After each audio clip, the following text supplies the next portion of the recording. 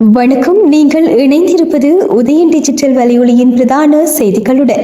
செய்தி தொகுப்பு உதயன் டிஜிட்டல் செய்தி பிரிவு செய்திகளுடன் இணைந்திருக்கும் நான் லிஷா தரணீஸ்வரன்.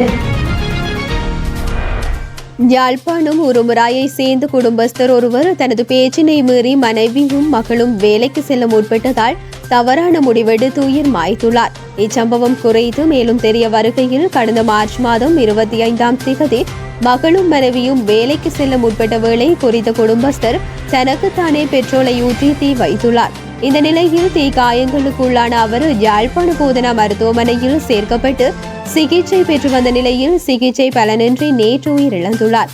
அவரது சடலம் மீதான மரண விசாரணைகளை திடீர் மரண விசாரணை அதிகாரி நமசிவாயம் பிரேம்குமார் மேற்கொண்டார். மாகாண சபை தேர்தல் இந்த வருடம் இடம்பெறாது என அமைச்சர் நலிந்த ஜெயதிச தெரிவித்துள்ளார். உள்ளூராட்சி தேர்தல் இடம்பெற்றால் 6 மாதத்திற்குள் இலங்கை 3 தேர்தல்களை சந்தித்திருக்கும் என தெரிவித்துள்ள அவர் இதன் காரணமாக மற்றொரு தேர்தல் சாத்தியமில்லை என தெரிவித்துள்ளார்.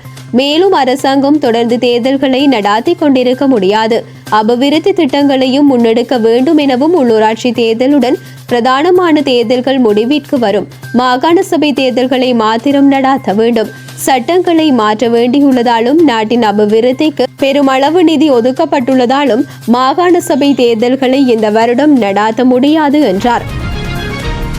உயிர்த்த ஞாயிறு தாக்குதல் சம்பவத்தை அரசியலாக்குவதற்கு ஜனாதிபதி அனுரகுமார திசநாயக்க தலைமையிலான தேசிய மக்கள் சக்தி அரசாங்கம் உட்படுகின்றது என ஸ்ரீலங்கா பொதுஜன பெரமுன கட்சியின் தேசிய அமைப்பாளர் நாமல் ராஜபக்ச குற்றம் சாட்டியுள்ளார். உயிர்த்த ஞாயிறு தாக்குதல் சம்பவத்துக்கு பொறுப்பு கூற வேண்டிய தரப்பின் விவரம் ஏப்ரல் 21ஆம் திகதிக்கு முன் வெளியிடப்படும் என ஜனாதிபதி அறிவித்துள்ள நிலையிலேயே அவர் இதனை குறிப்பிட்டுள்ளார். இது தொடர்பில் அவர் தெரிவிக்கையில் உயிர்த்த ஞாயிறு தாக்குதல் சம்பவம் தொடர்பில் நம்மிடம் வினவியோ அல்லது ஊடகங்கள் முன் வந்து கருத்து வெளியிட்டோ பலனில்லை. தற்போதைய ஆட்சியில் போலீசில் உயர் பதவியொன்று வழங்கப்பட்டுள்ள நபரே உயிர்த்த ஞாயிறு தாக்குதல் சம்பவத்தின் போது சிஐடி பிரதானியாக இருந்தார். பொதுமக்கள் பாதுகாப்பு அமைச்சின் செயலாளராக உள்ளவரும் பிரதானியாக இருந்தார். இவர்கள் இருவரிடமும் வினவலாம். தேசிய மக்கள் சக்தியின் தேசிய பட்டியல் வேட்பாளர் ஒருவரின் மகன்மார் இருவரே தற்கொலை குண்டுதாரிகள். எனவே ஒரு கட்சியாக இது தொடர்பில் தேசிய மக்கள் சக்தி எடுத்த நடவடிக்கை என்ன? தமது தரப்பில் தவறு உள்ளதால் சில அதிகாரிகள் அரசியல் அடைக்கலம் தேடியுள்ளனர். கடந்த கால அரசாங்கங்கள் மீது பழி போட்டுவிட்டு அவர்களை அரசாங்கம் பாதுகாக்கின்றது என்றார். பல வருடங்களாக தொடர்ச்சியாக இழைக்கப்பட்ட அநீதிகள் காரணமாகவே வடக்கு இளைஞர்கள் ஆயுதம் ஏந்தினார்கள். எனவே மீண்டும் அவ்வாறான நிலைமை ஏற்படுவதற்கு இடம் கொடுக்காத வகையில் நமது செயற்பாடுகள் அமைய வேண்டும் என்று நீதி அமைச்சர் ஹர்சன நாணயக்கார தெரிவித்துள்ளார். தனியார் ஊடகம் ஒன்றுக்கு வழங்கிய நேர்காணலிலேயே அவர் இவ்வாறு தெரிவித்துள்ளார். மேலும் தெரிவித்த அவர் போர் என்பது துரதிர்ஷ்டவசமானது. போர் நடைபெற்றமை தொடர்பில் நான் இன்றளவிலும் கவலைப்படுகின்றேன். போர் வெற்றி என்ற வார்த்தையை எமது கட்சியினர் பயன்படுத்துவதில்லை. போர் முடிந்த பின்னர் என்ற வசனத்தை தான் பாவிப்போம். இரு இனங்களுக்கு இடையில் பிரச்சனைகள் ஏற்பட்டன. இதன் போது விடுதலை புலிகள் ஏன் போராளிகளாக மாறினார்கள் என்பது தொடர்பில் நாங்கள் ஆராய வேண்டும். இதற்கு 1976ஆம் ஆண்டுக்கு முற்பட்ட காலப்பகுதிகளையும் நாங்கள் கருத்தில் எடுக்க வேண்டும். பல வருடங்களாக தமக்கு இழைக்கப்பட்ட அநீதிகள் காரணமாகத்தான் வடக்கு இளைஞர்கள் ஆயுதம் ஏந்தினார்கள். எனவே மீண்டும் இவ்வாறானதொரு நிலைமை ஏற்படாமல் இருப்பது தொடர்பிலேயே தற்போது நாம் அவதானம் செலுத்த வேண்டும். ஏற்பட்ட வடுக்களை எவ்வாறு ஆற்றுவது என்பது தொடர்பிலும் கவனம் செலுத்த வேண்டும். 2009ஆம் ஆண்டுக்கு பின்னர் இந்த செயற்பாடுகளை நாங்கள் ஆரம்பித்திருக்க வேண்டும். போர் வெற்றியை கொண்டாடுவதற்கு பதிலாக உயிரிழந்த அனைவரையும் நினைவு கூர்ந்திருக்க வேண்டும் என்றார். குஜராத் மாநிலம் பனஸ்கந்தா மாவட்டம் டீசா பகுதியில் உள்ள பட்டாசு தொழிற்சாலையொன்றில் நேற்று ஏற்பட்ட வெடி விபத்தில் 13 பேர் உயிரிழந்துள்ளனர். குறித்த சம்பவம் இடம்பெற்ற வேளை தொழிற்சாலையில் 15க்கும் மேற்பட்ட தொழிலாளர்கள் பணிபுரிந்துள்ளனர் என தெரிவிக்கப்பட்டுள்ளது. மேலும் திடீரென ஏற்பட்ட வெடி விபத்தினால் பட்டாசு தொழிற்சாலை முழுவதும் தீ விரைவில் பரவியதோடு தொழிற்சாலையின் மேற்கூரையும் இடிந்து விழுந்து தரைமட்டமாகியுள்ளதாக தெரிவிக்கப்பட்டுள்ளது. இந்த விபத்தில் 13 பேர் சம்பவ இடத்திலேயே உயிரிழந்துள்ளதாகவும் 4 பேர் காயமடைந்த நிலையில் மருத்துவமனையில் சேர்க்கப்பட்டுள்ளதாகவும் தெரிவிக்கப்பட்டுள்ளது. சம்பவம் குறித்து மேலதிக விசாரணைகளை போலீசார் முன்னெடுத்து வருகின்றமை குறிப்பிடத்தக்கது.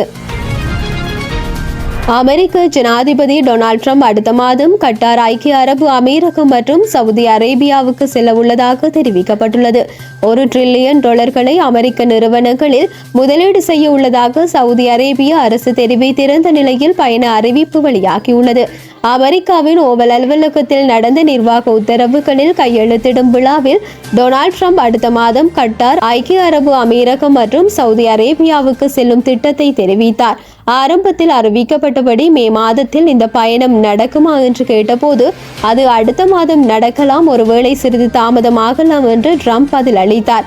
பாதுகாப்பு, வர்த்தகம் மற்றும் பயங்கரவாத எதிர்ப்பு போன்ற துறைகளில் வளைகுடா நட்பு நாடுகளுடன் அமெரிக்க உறவுகளை வலுப்படுத்துவதே இந்த பயணத்தின் நோக்கம் என தெரிவித்த ட்ரம்ப், சவுதி அரேபியா மற்றும் கட்டாரில் அமெரிக்காவின் முக்கிய ராணுவ தளங்கள் உள்ளதாகவும், மேலும் பிராந்திய ராணுவ நடவடிக்கைகளில் அமெரிக்காவுக்கு ஐக்கிய அரபு அமீரகம் முக்கிய பங்கு வகிக்கின்றதாகவும் அவர் தெரிவித்தார்.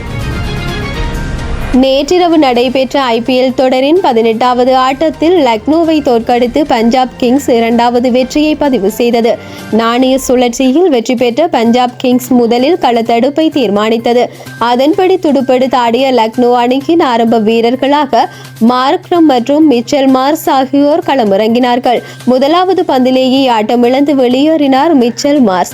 மார்க்கம் மற்றும் நிக்கோலஸ் பூரன் இருவரும் இணைந்து இணைப்பாட்டத்தை அமைத்த போதிலும் வழக்கமான அதிரடி அவர்களுடைய இன்னிங்ஸில் இருக்கவில்லை.